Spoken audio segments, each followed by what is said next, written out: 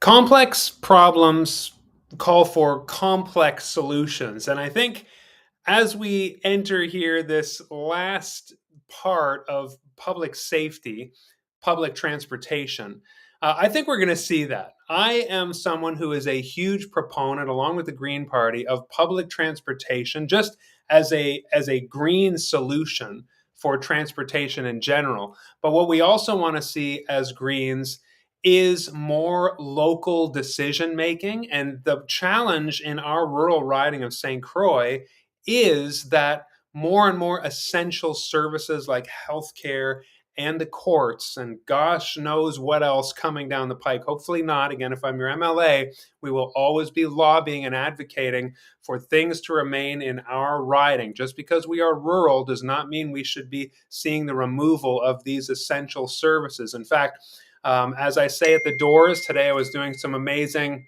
let me just turn that off. Today I was doing some amazing canvassing with folks, and it keeps coming up. We are 50%. New Brunswick is 50% of the population lives in rural areas. And so we need to see essential services.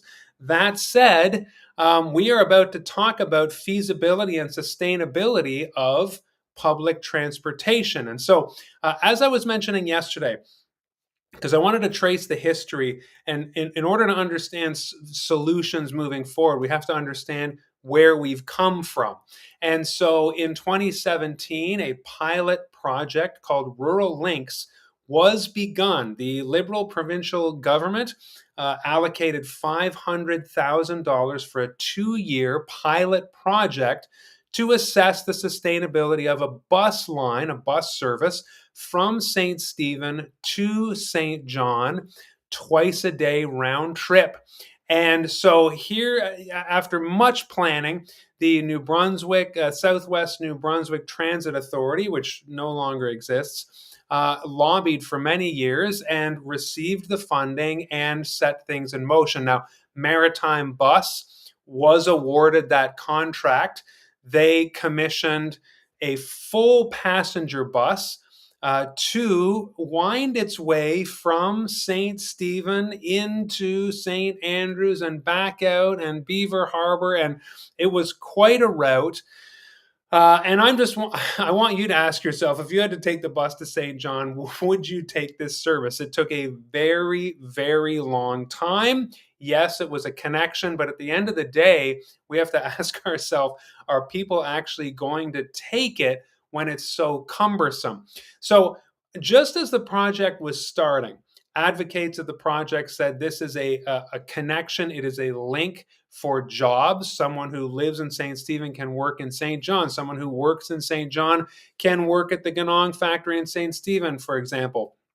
It is a way for people to live and work in different places. That is true.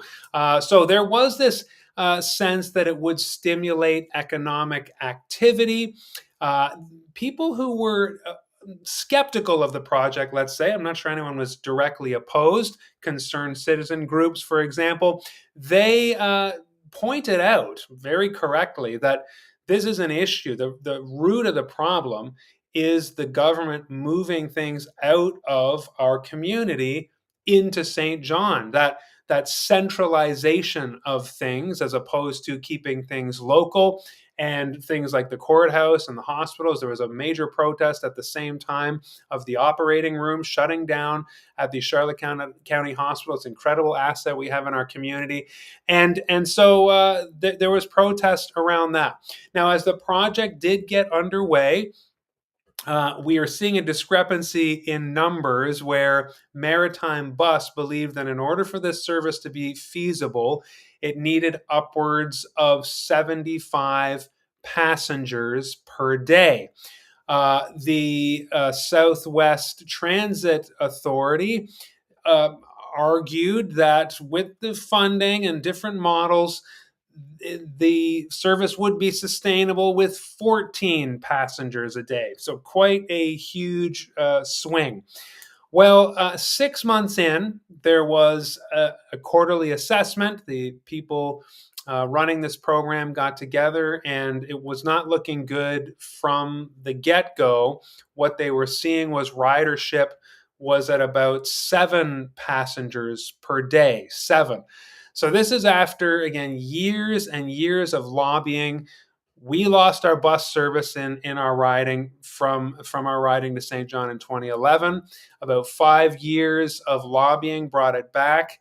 And what we were seeing was that Saint Croix had become apparently rather car oriented, and ultimately, on further assessment, in May of less than 2 years. So the project launched in September of 2017. Well, in 2019 May, it was deemed that the money had run out.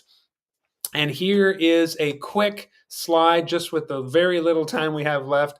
This is a consultancy report after the fact in 2020, and I want to pick up on this tomorrow with much that was learned from this pilot project. Some, of course, said, hey, 1,000 people used it, connected to their families. That was 6 months in, and that is a success. Well, at the end of the project, we see here, this is from the consultancy report by Dillon Consulting, which is publicly available. Let me just read this to you. Rural Lynx provided approximately 3,250 passenger trips by the end of the pilot project. Again, maybe that was around 1,000 people who used it a few times. This translates to an average of approximately 6 daily passengers. However, some days exceeded 25 around holidays. The bus offered return service between St. John and St. Stephen, Bangor, Maine, as well on weekends. That was discontinued quite early due to lack of ridership. The Charlotte County to St. John bus run serviced, and then they list the communities. And again, all those communities needed to be passed through on the bus line, which would have been quite cumbersome. The service developed small but consistent ridership, with the St. Stephen to St. John run having 6 consistent daily passengers. So for 6 people, it did make a huge difference. Students were the most represented on Fridays traveling to St. John. The passenger fare was around $40 per round trip to St. John per passenger, which was considered high by passengers. And so I wanted to bring that to your attention, and I've been deep in the weeds, kind of nerding out on the history and reading Dillon Consulting's report, because to move forward, and I do want to talk about what we do have available to us now and what the report recommended, we need to know what has been tried and if it's feasible. And population is growing in our region, but is the population that is coming, are the people that are coming to St. Croix, do they have cars? Would they use public transit?